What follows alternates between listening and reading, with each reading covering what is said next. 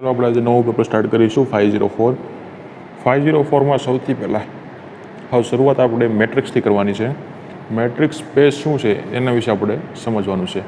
આપણને ખ્યાલ છે 11-12 તરફથી કે મેટ્રિક્સ એટલે શ્રેણિક આવતું હતું, બરાબર. હવે થોડું ડીપમાં ઉતરવાનું છે. મેટ્રિક્સમાં એક્સ અને વાય અક્ષ જેડે આવે, પરંતુ એક્સ વાયમાં પહેલાં સમજીએ. એક્સ વાય પ્લેન આવે એનો મતલબ ખબર પડી ગઈ કે શું આવતું હોય, કાર્ટેશિયન યામાક્ષ પદ્ધતિ. કાર્ટેશિયન યામાક્ષ પદ્ધતિ મુજબ એક્સ વાય અક્ષમાં કોઈ પણ બે પોઈન્ટ લેવામાં આવે છે. માની લો કોઈ હું પોઈન્ટ x1 લઈ લઉં, કોઈ પોઈન્ટ y1 લઈ લઉં છું, બરાબર. x1 લઉં અથવા x2 લઉં, કોઈ પણ લઉં. માની લો કે એક્સ વાય અંતર લઈ લીધું મેં, એક્સ પોઈન્ટ, બીજો પોઈન્ટ લીધો Y.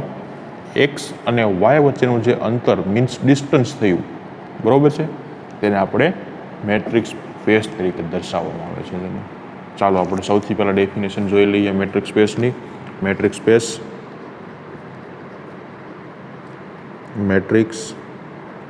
Space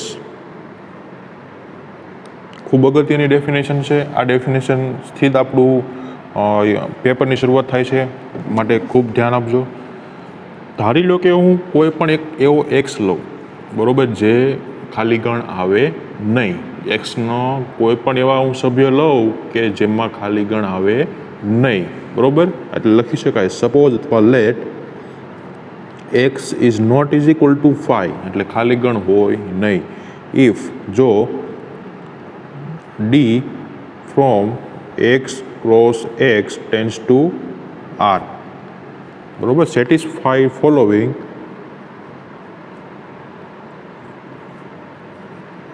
satisfies following properties. ચાર પ્રોપર્ટી આપણે જોઈશું, બરોબર. ધેન ડી ઇઝ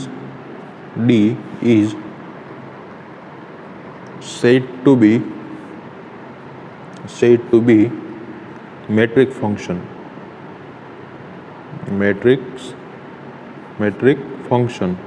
ચાલો હવે તમને મેં કીધું હતું કે મેટ્રિક્સ ફંક્શન, બરાબર. મેટ્રિક ફંક્શનમાં શું આવતું હતું? અંતર.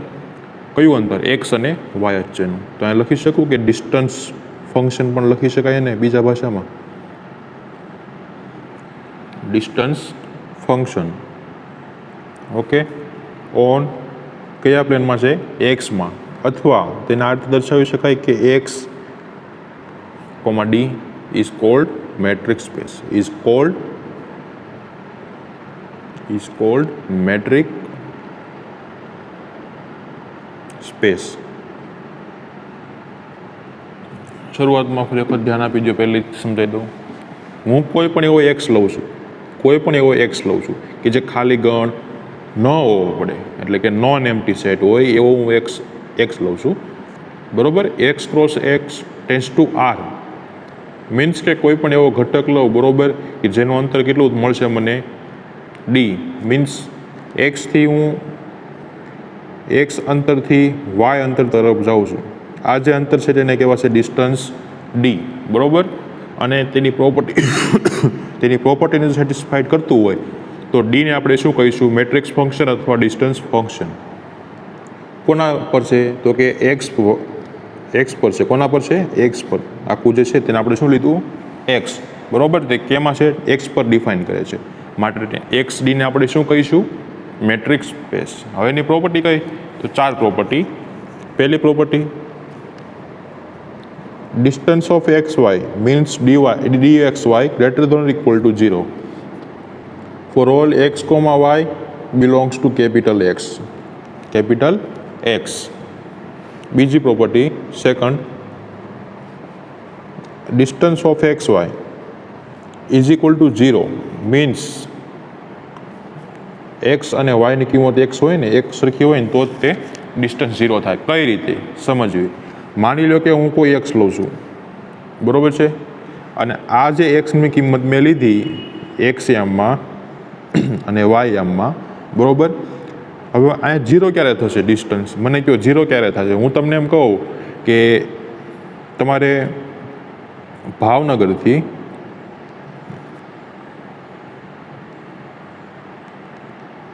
ભાવનગર જવાનું છે, બરોબર છે? બોલો, ભાવનગરથી ભાવનગર જવાનું છે મતલબ કે સ્ટેશનથી સ્ટેશન તરફ રહેવાનું છે. હું એમ કહું કે આજે તમારે ભાવનગર રહેવાનું છે, આવતીકાલે હું તમને ભાવનગર ચેક કરીશ, તમે હશો કે નહીં? તો મને કહો અંતર કેટલું થશે? 0. મતલબ એવો થયો કે આને તમે એક્સ કહી શકો, આને તમે વાય કહી શકો. સ્થાન કેટલું છે તમારું? સ્થાનમાં કંઈ ફરક પડ્યો નથી પડ્યો. એટલે કે જેટલું સ્થાન હતું એક્સનું એટલું સ્થાન ક્યાંનું છે? વાયનું. મતલબ કે એક્સ વાય સરખા હોય, બંનેની બાદબાકી કરો તો જવાબ કેટલો આવશે? 0. ત્રીજું,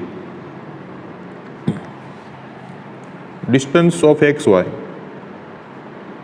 is equal to distance of Y X. આ પણ આપણે સમજીએ. For all x Y belongs to capital X. આને શું કહેવાય? સિમેટ્રી.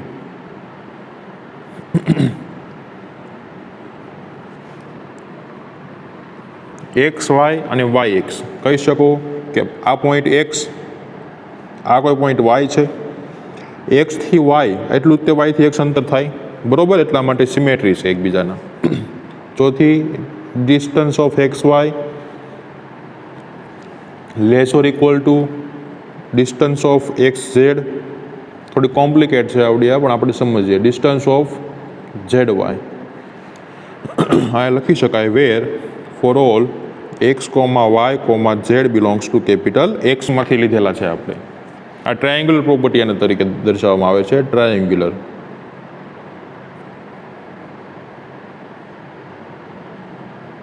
અથવા ટ્રાયેંગલ પ્રોપર્ટી ઇનઇક્વાલિટી.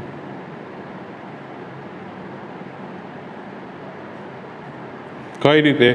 માની લો કે હું એક્સ અને વાય બે અંતર લઉં છું, એક્સ અને વાય. એક્સ વાય બે અંતર લીધા, બરોબર છે? હવે હું ટ્રાયેંગલ પ્રોપર્ટીનો મતલબ એવો થાય કે જેટલું અંતર એક્સ અને વાયનું હોય ને એટલું જ તે પાછું આપણે ઝેડ કોઈ એક પોઈન્ટ લીધો, બરોબર? કોઈ એક પોઈન્ટ લીધો જેને નામ આપ્યું આપણે ઝેડ. જેટલું એક્સથી વાય અંતર એટલું એક્સથી ઝેડ અંતર, એટલું જ તે એક્સ ઝેડથી વાયનું અંતર. હવે તમને ખ્યાલ આવી ગયો છે કે ઇનઇક્વાલિટી શું કહેવા માંગે છે તે. આ સાઇન કેમ આવે તે આપણે એક એક્ઝામ્પલ દ્વારા સમજી લઈશું. સૌથી પહેલાં એક્સ અને y, distance of x y, બરોબર? જવાનું છે ક્યાંથી? આપણે ઝેડ તરફથી, બરોબર? તો શું થશે? એક્સથી ઝેડ, ઝેડથી વાય, બંનેનો સરવાળો કરો તો એક્સ વાય મળી ગયું, બરોબર? પરંતુ આ મૂલ્ય મોટું હોઈ શકે અથવા આ જે અંતર છે તે મોટું હોઈ શકે અથવા આને જેટલું પણ હોઈ શકે, એવું અહીંયા કહેવા માગે છે. તો એ પણ આપણે સમજી લઈશું. ચાલો એક એક્ઝામ્પલ કહો કે થિયરમ કહો, તમારે યાદ રાખવાનું છે. મેટ્રિક્સ માટેનું તમને એક એક્ઝામ્પલ આપવાનું છે, મેટ્રિક્સ સ્પેસ માટેનું. તો એક્ઝામ્પલ નંબર 1, જો ખૂબ ધ્યાન આપજો એક્ઝામ્પલ 1માં. યુઝ્યુઅલ મેટ્રિક્સ સ્પેસ અથવા તો લેટ આર ફ્રોમ આર, અથવા તો હું આપણે જે કોમન રીતે લખું, obtain usual metric space.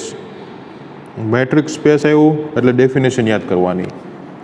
If x is equals to real number r, distance of x y કઈ રીતે દર્શાવાય? એક્સ માઇનસ વાય મોડ્યુલસમાં. For all x Y belongs to capital x, then x d is metric space and આને શું કહેવાય? Usual metric space, બરોબર? લખી શકાય is called usual metric space. ખૂબ ધ્યાનપૂર્વક આ શબ્દને તમારે યાદ રાખવાનો છે. Distance of x Y is equal to modulus x minus y, એને શું કહેવાય? યુઝ્યુઅલ મેટ્રિક સ્પેસ, બરોબર? તો ચાલો આપણે 4 પ્રોપર્ટી છે, 4 પ્રોપર્ટી પ્રૂફ કરવાની છે. તો સૌથી પહેલાં પ્રૂફ પ્રોપર્ટી નંબર 1. શું પ્રોપર્ટીમાં કહે છે? Given distance of x Y is equals to modulus x minus y. આવું આપણને આપેલું છે. પહેલી property, distance of x y greater than equal to 0. બરોબર. તો for all x comma y belongs to R, okay, distance of x y greater than equal to 0. આનો મતલબ શું થાય? આપણને ખબર છે કે distance of x comma y is equal to આપણને શું આપેલું છે? શું આપેલું છે આપણને? Modulus x minus y. તો modulus x minus y greater than equal to 0 થવાનું. એનો મતલબ શું થયો? કે distance of x comma y is greater than or equal to 0 for all x comma y belongs to capital x. પહેલી property proof થઈ ગઈ. બીજી પ્રોપર્ટી કઈ હતી આપણી પાસે? બીજી, distance of x Y is equal to 0. Distance of x comma y is equal to 0. માની લો કે distance of x y means modulus x minus y. લખી શકું modulus x minus y is equal to 0. હવે modulus દૂર કરું તો શું થશે? X minus y is equal to 0. વાયને સામેની સાઈડ જઈ દીધો, x is equal to y થઈ ગયું. તો લખી શકાય કે distance of x comma y is equal to 0 implies x is equals two y. બરોબર. આ પ્રોપર્ટી સાબિત થઈ ગઈ. પ્રોપર્ટી નંબર 3 છે પ્રોપર્ટી સિમેટ્રિકની. Distance of x Y is equal to લાવવાનું હતું ડિસ્ટન્સ ઓફ વાય એક્સ. બરોબર. Distance of x Y is equal to આપણે રકમમાં શું આપેલું છે? Modulus x minus y. હવે મને ચેન્જ કરી દો વેલ્યુ. માની લો કે માઇનસ વાય માઇનસ એક્સ. આમાં કોઈ ફરક પડ્યો નહીં. હવે મોડ્યુલસ છે, મોડ્યુલસની અંદર કોઈ પણ સાઇન હોય, માઇનસની હોય કે પ્લસની હોય, મોડ્યુલસ દૂર કરતાં સાઇન કેવી થઈ જશે? પ્લસની. એટલે શું આવશે? Y minus x. ઓકે. તો આને હું શું કહી શકું? ડિસ્ટન્સ ઓફ વાય એક્સ કહી શકાય. Distance of Y x. તો જો distance of x Y is equals to distance of Y x where x Y belongs to capital X. ત્યારબાદ પ્રોપર્ટી નંબર 4 અહીંયા કરું છું. પ્રોપર્ટી ચોથી આપણી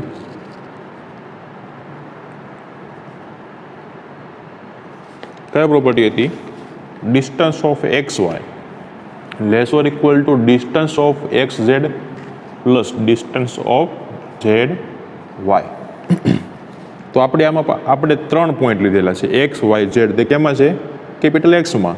તો લખી શકાય for all x comma y comma z belongs to capital X. Property કઈ હતી? Distance of x Y is equal to modulus x minus y. બરોબર.